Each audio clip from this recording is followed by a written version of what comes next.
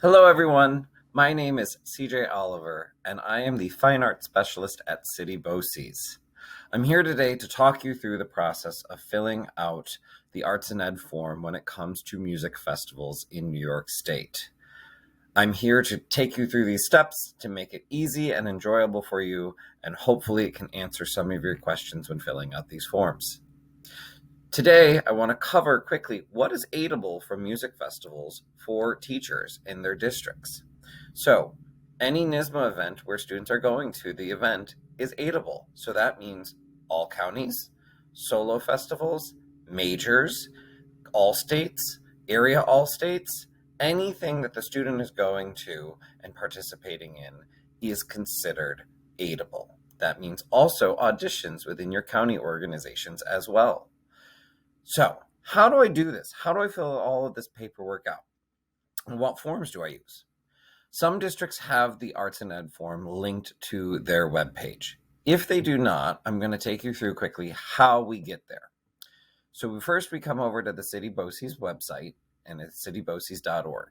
You're going to go to Instructional Support Services and click on Arts and Ed.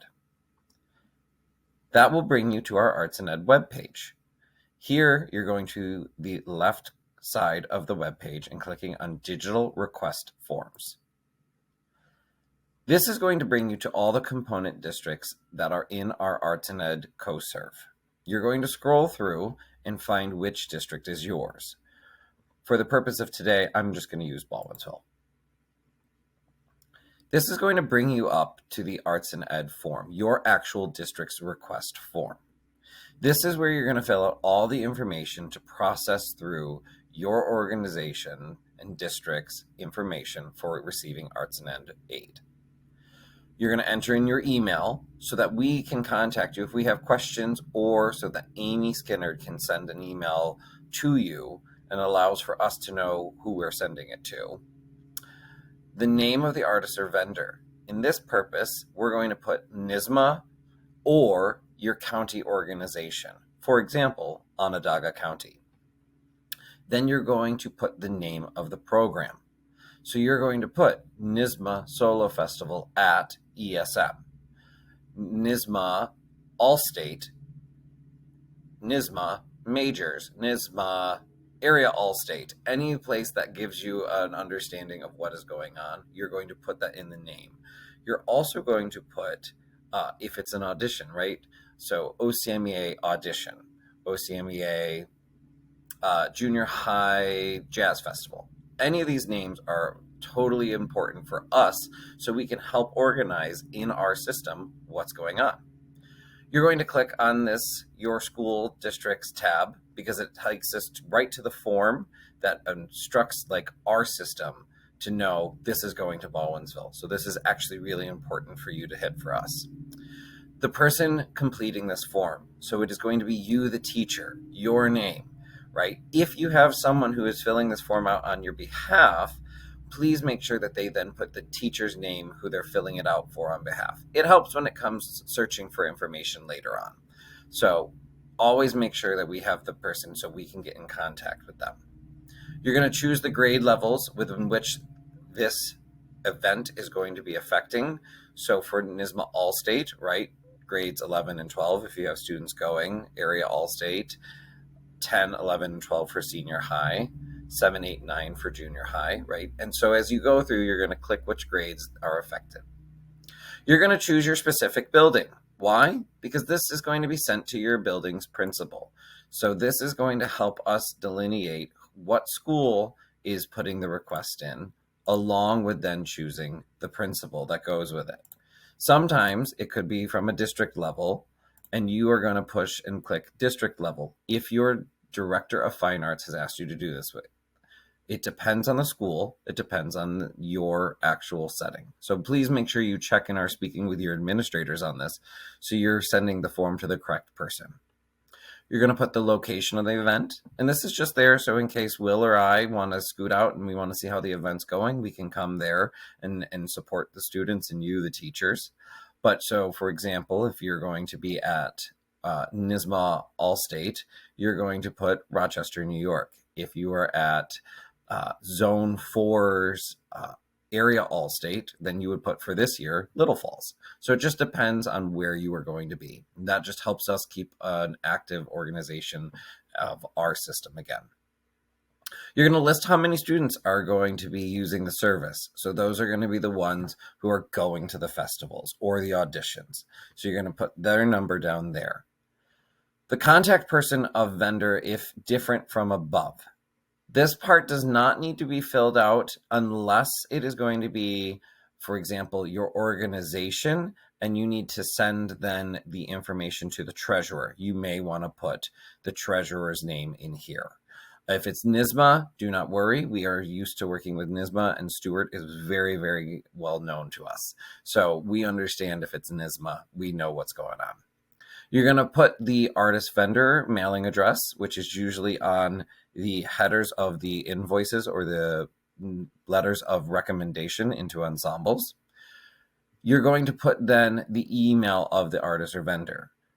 For this case, it can be a school email. So for example, in Onondaga County, Allison Miles is our treasurer. You're going to put Allison Miles at fabiusschools.org, right? And so that way we know who's the treasurer in contact. For NYSSMA, make sure you put your email if they have one. If they don't, put no email, and that is okay. Just allows us, again, to keep track. So in county organization levels, make sure you're putting your treasurer's email in there so that they are receiving the funds and Amy can connect with them if there are questions. Artist vendor phone number, if there is one, put it down. If not, just say no phone. Now, the event start date. This is important because this is how we organize and catalog the information for billing purposes in our system when Amy is working with billing. So please put the event dates so that we can make sure that it is clear when events are happening. If there are more than a couple dates, list them right here. So you'll see event start date, event end date. And this helps keep it organized for us as events are happening. So a tip as you move forward with filling out these forms, the sooner you know what is going on, the sooner you put the form in, the better it is for making sure everything is kosher and clear when it comes to payments from the business offices at City BOCES. The important section, the learning targets and outcome and preparation. This is the part of the form that everyone is reading in City BOCES as regards to arts and ed. So when Will Jones is opening them and looking at them, this is what he's really looking at. Each individual contract is actually read through, and they are opened and reviewed for every single arts and ed request. So realize every time you submit something, that contract is being opened and read and taken care of. So you're going to put in here learning targets that connect to the standards. How is this benefiting the student? How is the student being offered an opportunity in the arts that is expanding and enriching their lives? So often, right, students are working with conductors to collaborate on creating musical pieces that enhance the connection and care of their musical knowledge and skills and continuing on. It's a little blurb. We do not need a 7-page dissertation on how it connects to the standards, but we need to see that it is connecting to what they are receiving and learning from the New York State art standards. Preparation, how are they working with you to learn this music? This becomes the second biggest confusion when we fill out the form. So here is the answer. When it comes time for filling out festival requirements, you are always going to click on tickets, arts and ed tickets. Right here is how you're going to make sure that the students are being paid for, right? The tickets for festivals is the key for this CoServe. So when you get your invoice from NYSSMA, from DeCapo, from any of the sites that give an invoice, you're going to type in, I have, let's say, 4 kids at the price of $20 equaling, equaling $80. Then I have 6 kids at $10 equaling $60. we're going to continuously write down what the invoice shows, right? And I'm going to say maybe if it was a NYSSMA festival, level 6. And these students down here was a level 3, whatever the price may be. So we're helping delineate what's going on. Once I've entered that in, I'm going to do the total for my entire program, which is 140. Right? So 80 plus 60 makes that 140. Make sure it is just this. It does not like to have the $sign in it. I always do that every time. Right? Does this require a prepayment? Most often festivals do require us to have the payment in by a certain time. Place that in. That just helps us keep an organized level of, okay, this will need at some point a prepayment. So we are absolutely sure the payment gets on time, and most often the organizations know, and it's coming from Arts and Ed, that we are secure and we will make the payments for them. So you do not have to worry, but it's just a help to have that in. So we just know when the due date is.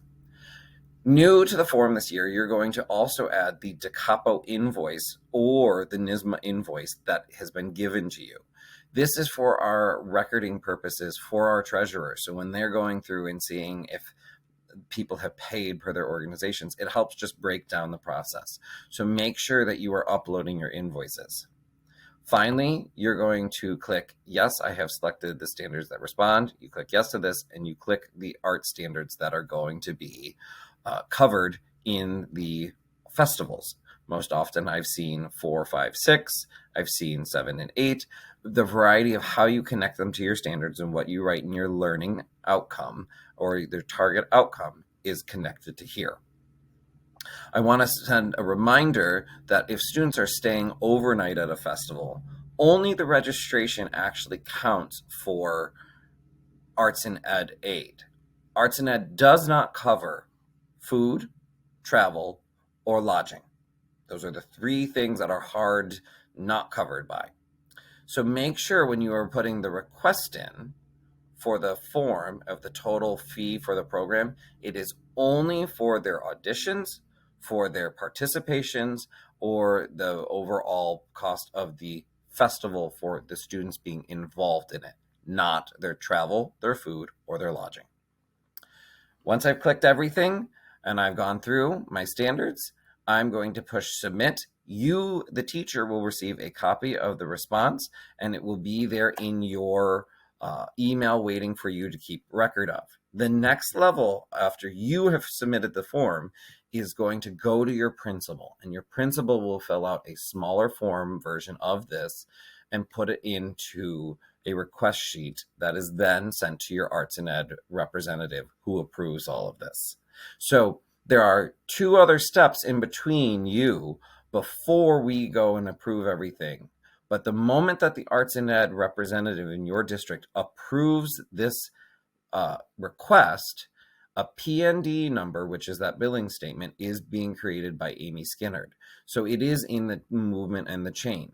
Sometimes where things get stuck is if it's in a administrator's inbox. So just be conscious that when you submit your request form, you just follow up and say, hey, I just submitted this, wanted to let you know the festival's coming up, and the principals are usually really great and say, thanks for the reminder, we really appreciate it. So having that collaboration and connection with your administrators is really key in helping this. Often it's just a great way to check in and making sure that you yourself have submitted it as well.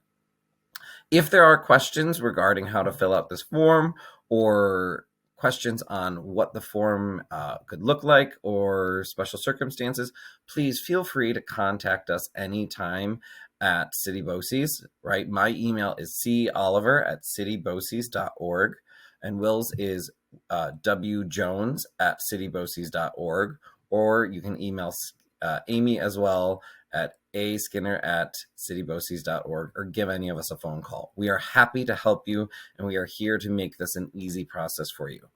Again, we look forward to working with you, and we hope you have a successful festival season and music season for you all. Have a great day.